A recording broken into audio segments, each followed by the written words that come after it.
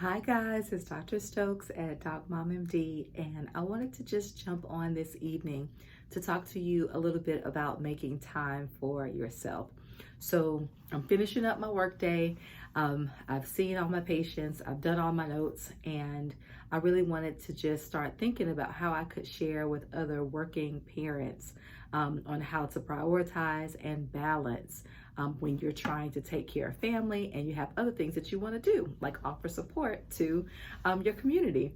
So, I always think of certain things like there's never enough time, or I wish I could do, or I remember what I used to.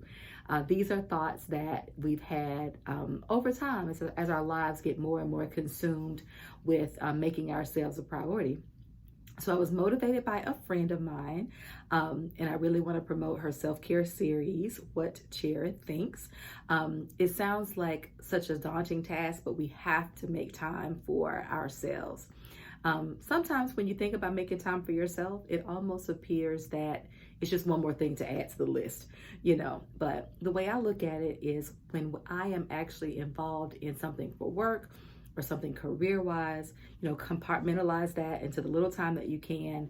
And then after that, you can have that time for family and friends like you would like. As parents, it can be so difficult sometimes to make sure that children understand, especially when they're older, that you need that time. There are seasons where you clearly will have more time when all you're doing is taking care of the baby, feeding, changing, burping, putting to sleep, etc.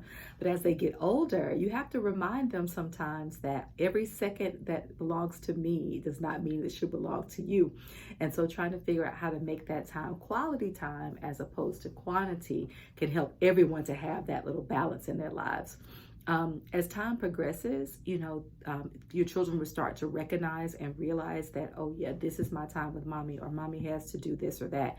And that can make it a little bit easier when you're trying to figure out, how do I do that without the mom guilt, right? That's probably one of the bigger issues that I hear about in the office. So many times parents feel that if they're not having that individual time with the child, that they are missing out on something or neglecting them, which sounds kind of strange when you say it. But I think this is a bigger task that women have. The saying is that a man may work from sun to sun, but a woman's work is never done.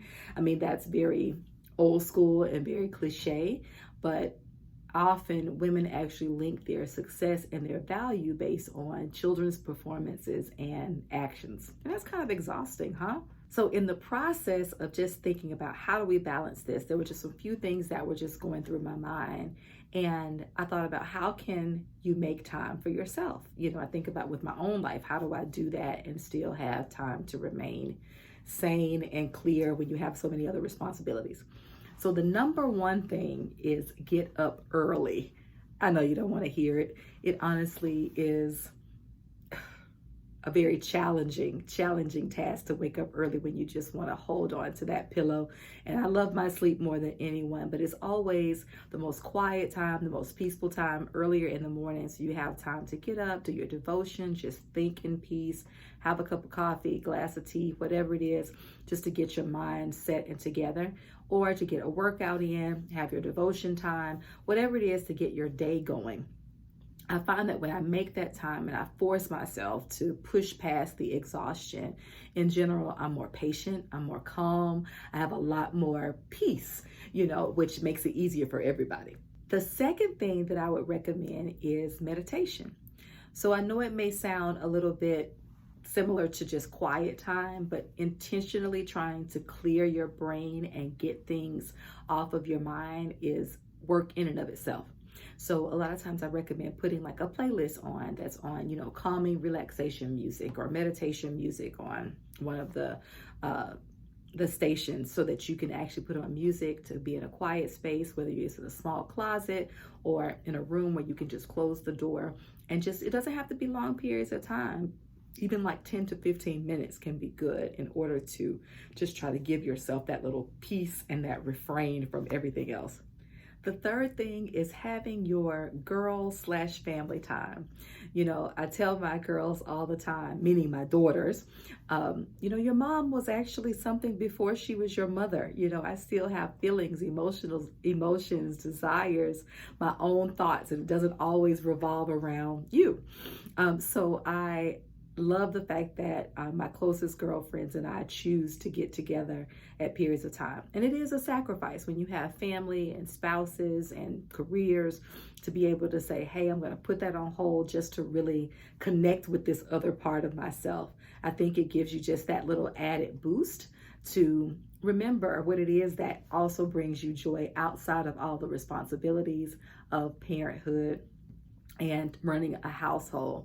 Of course, the fourth thing I would say is taking specific time to talk to your friends or mentors or spiritual advisors, pastors, whatever it is during a scheduled time.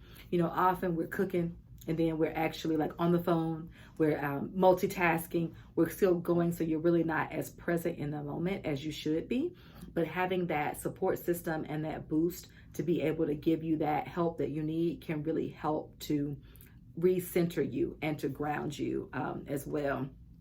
Anything that is designed to help you grow, whether that be mentorship or business classes or whatever, anything else that's going to help to build you as a person, that should require undivided attention at that time.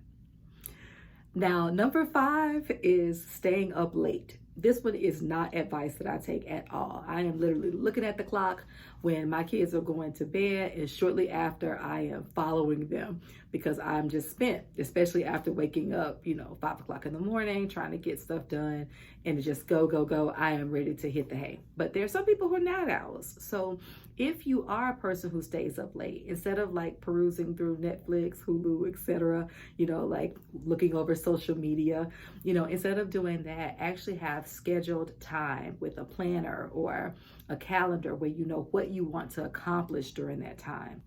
So if you felt like this video was helpful, and I know busy moms, busy, caretakers who just need that support to remind themselves to take care of themselves, I'd love for you to actually share this video. I'd also like for you to comment below on ways that you choose to make time for yourself, how often, what you do, what has seemed to work for you, and what seems to actually help you to keep this nice balance.